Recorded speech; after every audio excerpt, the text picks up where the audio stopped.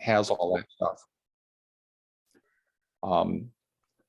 We have been paying on the old spreadsheets too, because unless it's absolutely necessary, I don't like to make you guys do extra work. You've got enough on your plate. Okay, Heidi, talk about the summer workshop. I will do. And sorry, I forgot to press record. So if you heard an interruption, that was that. All right, the summer workshop is coming up. It will be virtual again this year, this season. We settled on the date of Tuesday, August 30th. Registration will be coming. It'll be 10 to 2. And we are currently working on the agenda. We'd like to focus on SEL, literacy, and STEM programming for this workshop. If you have any suggestions, please email me, or if we have an opportunity to talk in your committee meetings for some agenda suggestions, we're still taking those, and we'll be finalizing that before registration opens. Any questions about the virtual summer workshop? Heidi, we would be open to math too, because that's our new focus area. Right. Since Teresa Slaughter has, been looking for doing something else, we decided to switch our focus with math support. Okay. And Vic, correct me if I'm wrong, but I believe that attendance in one of these workshops is mandatory for grantees. Is that true? Yep. Okay, so if you did not attend the fall workshop, then you would want to make sure that you get registered for summer.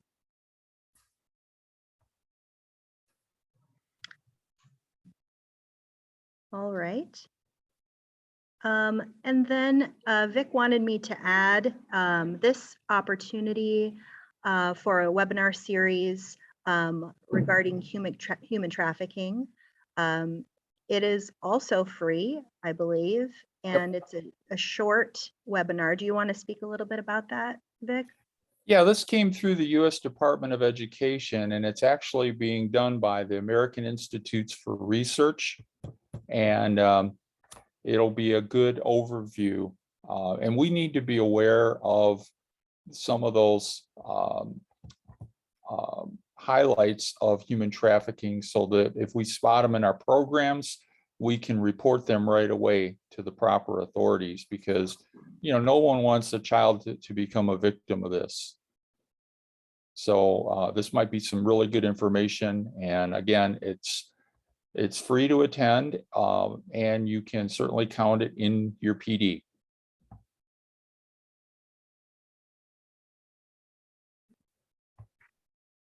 All right.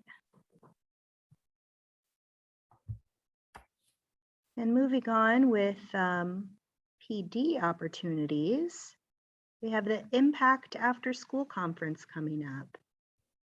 And I'm sorry, I don't have the dates on the agenda, but the dates for that are September 22nd and 23rd. And this conference will be located at the Blank Park Zoo, which is a new venue for us. We're not going to be at the hotel this year. We'll be at the zoo, and I think it'll be really fun, kind of a fresh new location, new opportunities to do different kinds of breakouts and different PD opportunities there on site. We will have hotel information available for you at registration, and there will be discounted rates for conference attendees. There are a few different choices of places that you can stay around the metro, and we are also in the middle of a call for presenters as well. So there's a SurveyMonkey. The link here is attached, and I'll make sure that I include a clickable link for you when I send you the summary of what we talked about today. So you can click on that and register. You can also put yourself in as a presenter, or if you are working with a community partner or someone that you feel would be a good presenter at the conference, make sure that you lift them up for that. Now, there's one more thing too that I'm excited about, and that is the possibility, and we haven't worked out all the details, of doing a field trip for some of the kids at the zoo. We have to find out from the Blank Park Zoo how much staff they have. And that way, we know that a lot of people are shorthanded. They may be able to attend the conference if they could bring the kids for the day.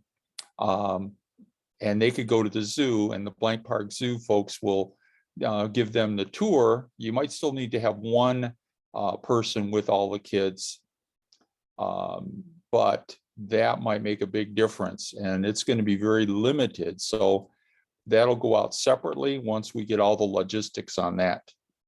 Yeah, thanks for bringing that up, Vic. And I was hoping, if you don't mind, if we could maybe get a little feedback from the directors on your thoughts about that. Is that something that you'd be interested in taking advantage of?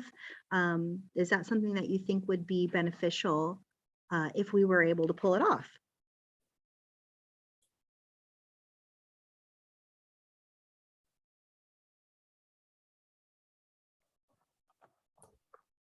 This is Billy. I think it would be beneficial, but we have to go through the schools and coordinate with them, because I don't know if they still like field trips, but they like it dealing directly with some sort of academia. So I think it's a great idea if it could happen. Yeah, that's a really good point. We may need to be able to produce some kind of lesson agenda or something that they can make sure would tie to academics. There's a lot of learning at a zoo, especially for kids.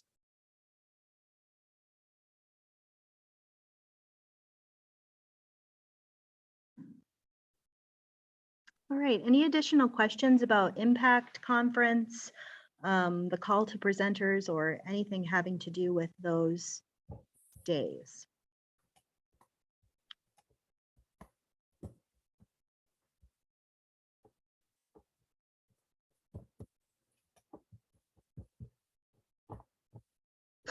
All right, wow, we're really cooking with gas here.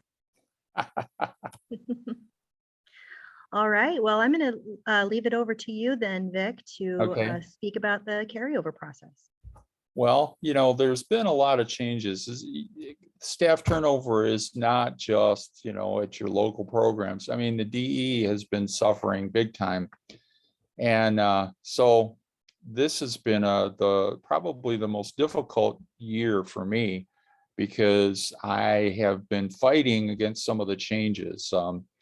For example, I do about 45 contracts every year in renewals, and they scheduled the Alliance contract to end at the same time, which it never did before. So that, made additional work.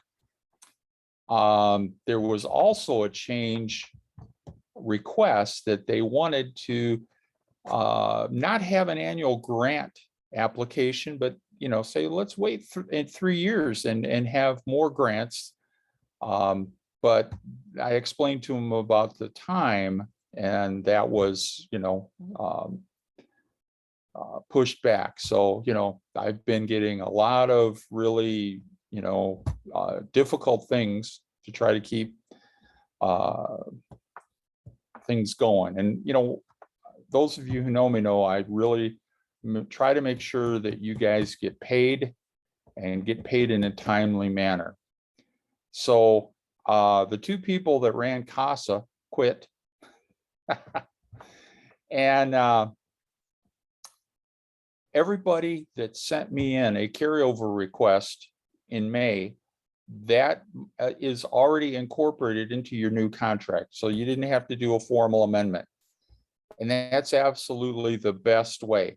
And the good news is, going forward, we're going to still be having that 15% carryover. However, in order to get the contracts even processed, what I have to do is create a spreadsheet showing allocations, not just for the next, fiscal year, but showing for the last 2 previous ones. So it's a federal allocations, and they will not send out your contracts until I get that done. And that data goes into the CASA system. So I had to get that done yesterday. And I had, a couple of people that had sent me out a request that it was past the deadline, and they had to fill out an amendment form, but I was able to get that in. So right now, everything is done for you guys to get your new contracts and get your funding in CASA for the next fiscal year, and that's a good thing. And I've been also working with the developers. They bumped me up from level 1 to level 2 in the system. That doesn't mean a whole lot, but I do have a few more contacts in CASA now, so that we can avoid some of the claim issues that we had the last grant year. Because you guys need that money to serve kids. So just letting you know, it hasn't been an easy process. Let me tell you how much the carryover requests I have are $976,473 in carryover for the next fiscal year. Now, you need to know that carryover can reduce the amount of the next grant competition award. Okay, so if the feds say they give us, 7 million, I may have to reduce that by $1 million. And the reason is I want to make sure we have funding to meet our current obligations. Okay, before we go on and add new ones. And that's a good thing, because since I've been doing this, Iowa has not run out of money. You haven't gotten an email saying, our grant funds are exhausted. Your claim cannot be processed. That has happened in other states. So, the feds have been very happy with how we've been doing things here in Iowa. And it's helped me to keep the program intact by having meetings with the feds, because they've been on their end explaining things so that they know, here at the DE that I'm not just making stuff up. And I've got a big federal monitoring visit coming up in October, but I'm not worried about it. I do what I'm supposed to do. I follow the statute, and the feds are happy. So it'll be an interesting meeting. So sometime in August, after we process the fourth quarter claims, I'll get an update from finance about our balances, and then I'll know how much we can provide for the awards for next year. Okay. So it's been a process. Now, the guy that I used to turn in the claim spread, the allocation spreadsheet to, like I said, he quit. So I had to get it in sooner this year than last year. So a lot of changes going around, but yeah, my bureau chief is leaving at the end of the month, along with a couple other bureau chiefs. And they're trying to hire some new people. So I might be a few months without a bureau chief. I've worked a whole year and a half without a bureau chief, so it's not a big deal. But we're all struggling with all this staff turnover, and we'll get it together. So Any questions about that?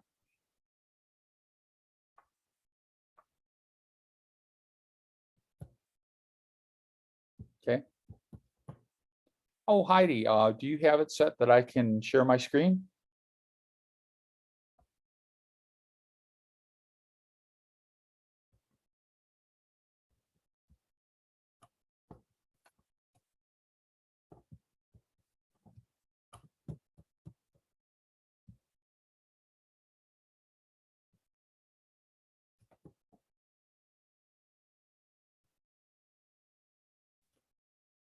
Okay, let me, oh,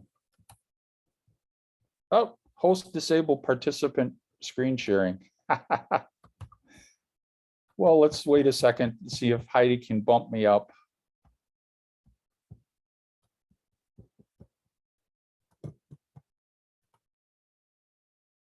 Anyway, next week, we're gonna have a best practice webinar. And it's gonna be about the APR. It's Tuesday, the 28th, I believe. And Caitlin is gonna talk about the data collection template and the teacher survey. And I'm gonna show you a little bit about the APR, what those screens look like. Hey, and I can share it. Wonderful. So here's one of the output screens in the APR. Now, notice this is reading and language arts. Now, what's different this year is we're going to include all the kids, not just some of the kids. So we're not just dealing with the kids that have 30 days of attendance. We're hitting all of them. So notice the very first one is less than 15 hours. So the kids that have really bad attendance and they haven't made improvement yet, we're still counting them. And that's a good thing. So that our numbers should be going up with that. And then they've got these different bands. I should be seeing a lot of 270 hours or more. And the reason is, if you look at 60 hours a month, okay, times 10 months, if you're doing a year-round program, you know, that's 600 hours. Half of that is 300. So we should have no problem putting a lot of numbers, you know, putting a lot of kids in there. Not all kids will be doing that. I wish they wouldn't have had so many different bands for the hours, but you know, it is what it is.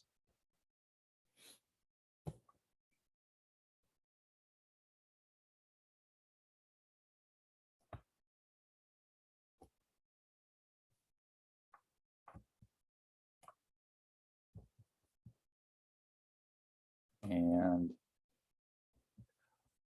so I have more output screens that I'll be sharing next week to show you all of that. Tim and I have been working on the APR. We did catch a little boo-boo that they made, and they're working to correct it before the time comes for you guys to input data.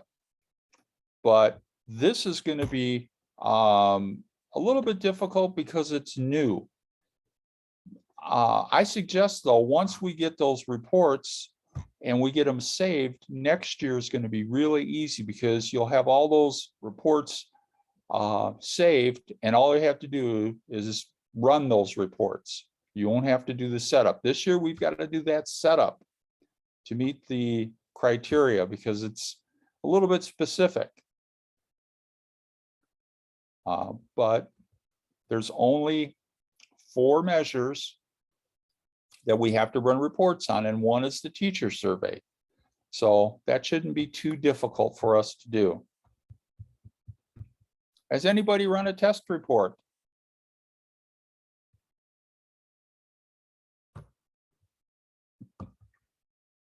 Well, now's a good time to, you know, do a test report so you can make sure that you're getting the data that you need.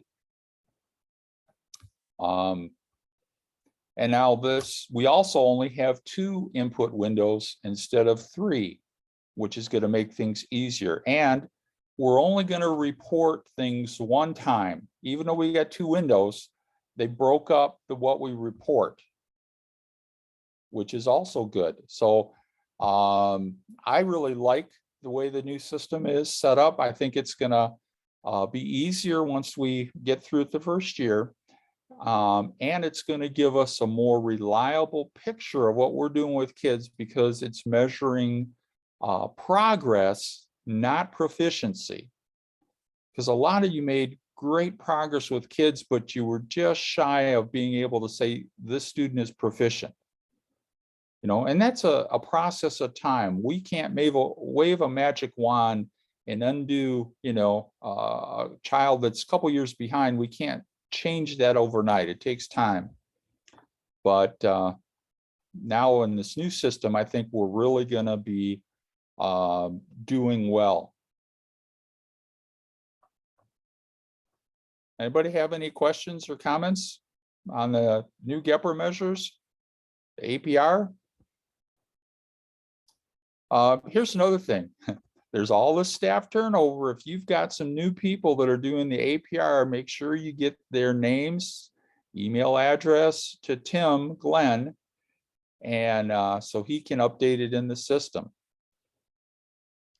Vic, we do have a question from the chat regarding the test report. Who would run that, the director or the evaluator? Well, every system, every program can set it up a little different. Where these reports are going to be from your student information system. So that's generally, you know, there's a data person in each district that can do those reports. Usually they're not going to let an evaluator do that, but you know, anything's possible.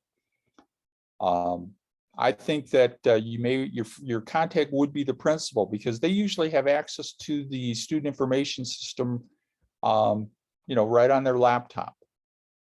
Now, whether or not they're comfortable doing those reports, you know, I wouldn't put that burden on them, but they can certainly tell you who the data person is and set up maybe a meeting so that you can give them those GEPR measures and, you know, do a trial run. And I think the data person will appreciate doing a trial run too. And then make sure you tell them that once you get this report, to make sure it's saved and you can reuse it year after year, because these measures don't change every year. They're going to be with us for some time. Hey, Vic, this is John at Oak Ridge. How are you? Hey, how are you?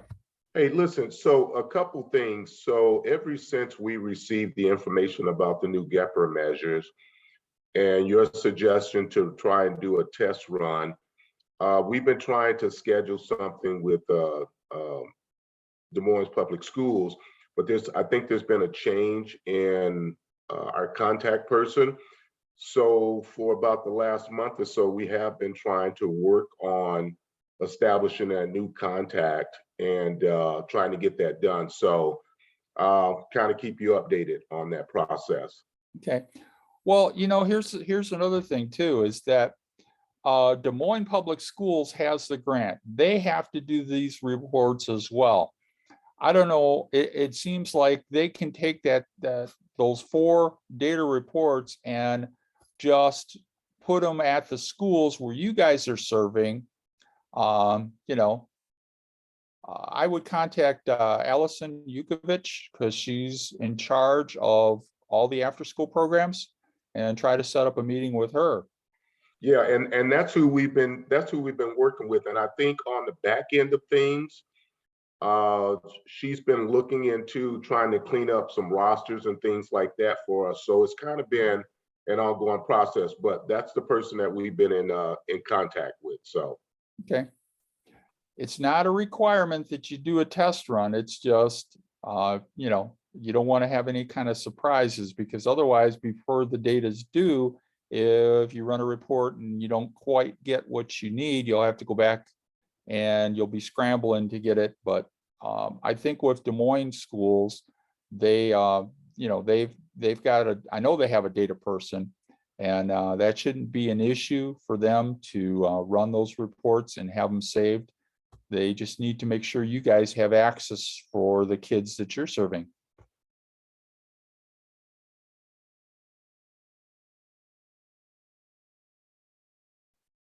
But I know Des Moines dealing with staffing issues, just like everybody else.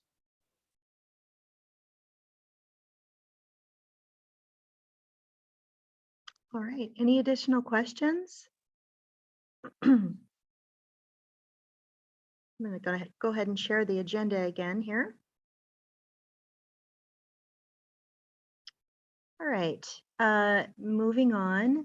There are the new grantees, if there are any on the call, welcome. The website has been updated with those new grantees. Now is the time that we need to look at the committees and make sure that I have the correct contact information for the people that you want on each of the committees. So when I send you this email with a summary of what we talked about today, I will list the different committees and their purpose in case there's, something that you'd like to make a change to, or if you're looking at it for the first time. And I'd like you to email me back, please, with whom you'd like on each of those committees from your school district. If the committee members are staying the same, that's great. You can let me know that as well. I just want to make sure that the people that need to get those dates and times and Zoom invites have them, and that your district is represented appropriately on the different committees as well. And Vic, I'm sure maybe you would like to say something else about committee involvement. Yes, well, go ahead. Somebody else was commenting, not sure who.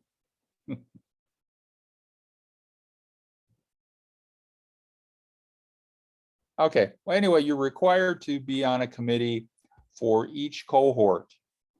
So, Des Moines has to be in all of them. And if you're a small district, you're only getting from one cohort funding, you only need to be in one committee.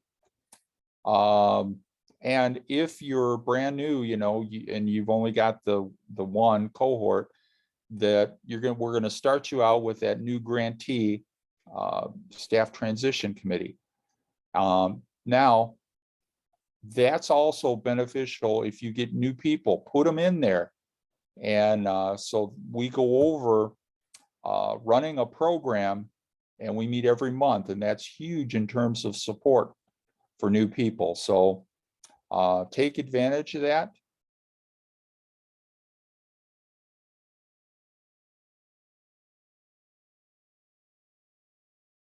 Wonderful. Any questions regarding committee participation, committee involvement?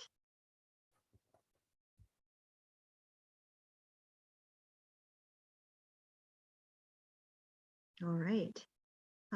Moving on, we kind of already did this one. Beck, we looked at the APR screenshots. That's fine. No problem there. Let me see and- if there's another screenshot that's really good I can show you real quick. Okay.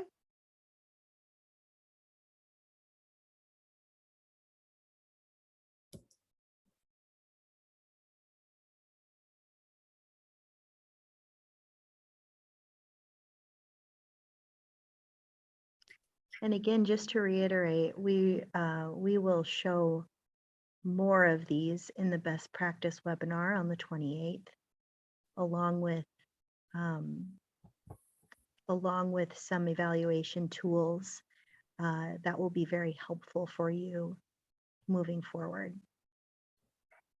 Okay, here's another screenshot of the outcomes in the APR, and this is attendance. And I don't want you to change how you're taking attendance, because even though they're asking for hours, less than 15 hours, you're still going to do it in days. And remember, we had a conversion chart that we provided, and we'll provide that again before you have to start putting this into the APR. But, basically, less than 15 hours is less than a week.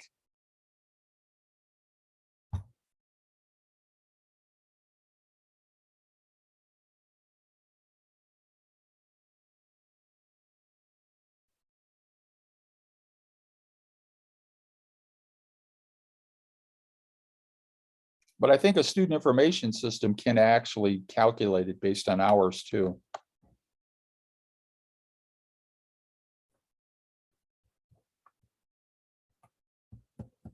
All right, thank you.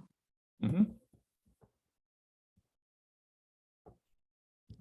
All right, and finally, Vic, I did get a question regarding the day and time of this meeting. I'm not sure if the person who raised that question is on the meeting right now, but I wanted to make sure we had the opportunity if anyone wanted to talk about that.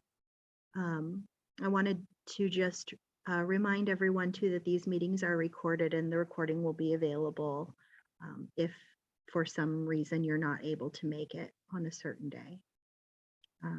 But just wanted to open that up in case there was any discussion that needed to happen.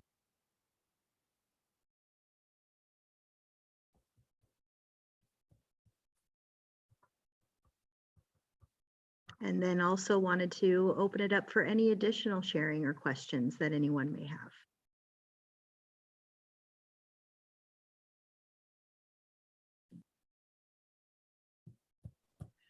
I have one question. This is Billy. And I know what you're gonna, I think I know, but let's say that I miss a meeting and then I go on the site and I view it. Does that mean that I've missed it, or could I count that in as I've attended? Does that make sense? Okay.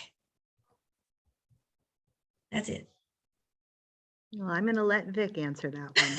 I think he's the authority. Well, we look at these meetings for the in-person attendance, but if you attend, if you watch the video and you send me an email on there, we can still give you credit. Does that sound fair?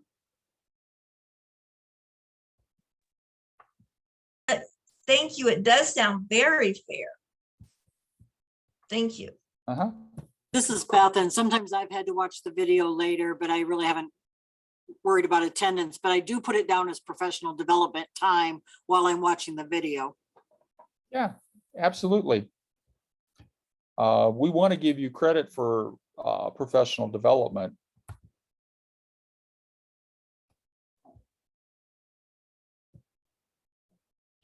There was one question from the chat, Vic.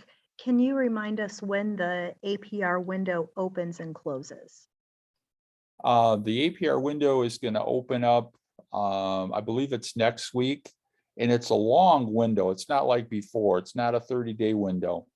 I think it's open until September, and then we've got one that's right after that where we are doing the part of the rest of the APR. And that's going to be from the end of September until February. Yeah, I think it's, yeah. Hey, So- hey, Vic, on those Really windows, long. it starts June 29th and goes through October 12th for the first window. You saved the email. Yeah, I got it pinned up on my wall, so I know, I'm looking right at it. Yeah, it's hard for me to remember all these dates and everything in my head because I'm bombarded with all these meetings and trainings and everything. Thanks for that, John. I'll make sure to add that in the email that will go out as well for anybody that might have missed it. Hey, Heidi, and while you're doing that, so, and the next window will be October 24th through February 1st. Yep. Wonderful. And I don't want to make an assumption, but once you go on and you start doing some of it, you can quit and go back to it until it actually closes, correct? Well, that's what I've been told, but now I would not, I That's the way would, it has been in the past, but yeah. yeah, I would keep your data handy. And if you have any problems, let me know. Because like I said, Tim and I found already a glitch in the system and they're working on fixing it before the window opens.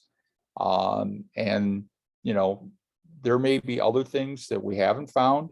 That always happens when you've got a system and you're doing updates. So you know, I don't want you to think that, you know, it's just this system. It happens with all systems. But it's, you know, it's just, it's not anything that's going to prevent you from entering data. I think that they've made a lot of positive changes. And one of the things that I really like about APR is it kept this program intact when there was all these calls to cut it, end our funding. This report goes to Congress. And so what happened was Congress kept saying, no, we're keeping this program. Look at the difference they're making for kids. We've got the data. And at the Department of Ed, there's a lady named Sylvia Lyle. She used to be over this program, and then she's got a promotion now. But she's a big advocate for kids, and her and I, we got along fabulously because, you know, we're both focused on doing what's right for the kids. She's the one that got this system in place, and set up the 3 times a year. And the reason for that reporting 3 times was because she had to go 3 times a year to Congress. And so as soon as that data got in and the window closed, boom, she's generating reports and, you know, going into hearings. So just wanted to share the big picture with you guys. And, you know, that's why I've always been sending you reminders. Let's get that data in there. It's actually a requirement that you put that in there. Some of the states, what they do, if you don't put your data in, they won't pay you any money. You know, but we haven't done that in Iowa. Iowa nice, you know. But it's good Vic, to I know have the a reason.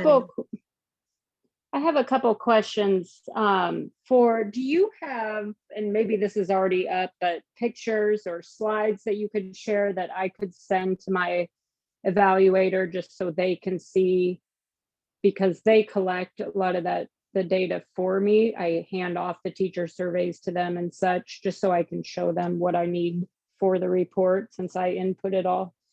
Okay, they're going to get the teacher survey then if you're handing that to them. But what about the other reports? You're going to pull them with your data people? Yeah, I have it pulled, but I give them all of that because they Okay. use it for Yep, the yep. local evaluation. Yep. I just didn't Um, know if that was something that was already up or you were gonna wait and then No, share, just so we can see what we need to collect. We've already sent out all the GEPRA measures. However, what we don't have yet is an update of the local evaluation template. Okay. Yeah, I know I have the GEPRA measures. I just wasn't sure what the APR system screens were all gonna look like. So I thought that would be helpful Yeah, to have I just screenshots. yeah, I don't have all the screens yet because like I said, they've been working on that, but Okay. I do have the output screens for next week. And so if you're on, if you attend that meeting next week, you'll get a copy of those output screens. Okay, perfect. Thank you. Yep, and the new local evaluation template, because we're having these new measures, as soon as we get it done, we'll send it out to you guys via email. And then we'll get it, you know, it'll be provided to the evaluators in their training, and we'll have it posted on the department website as well. So it'll definitely change that document.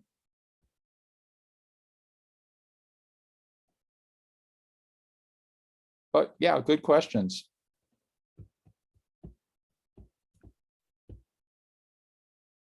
All right. Any additional questions? Vic, it looks like maybe you're going to gift us about 16 minutes of time back today. Wow, that's enough to enjoy a nice soft drink. Indeed. All right. All Well, right, thank wish you you, guys a everyone. wonderful summer. Thanks very much. Have a great weekend. Thank you. Okay, now leave.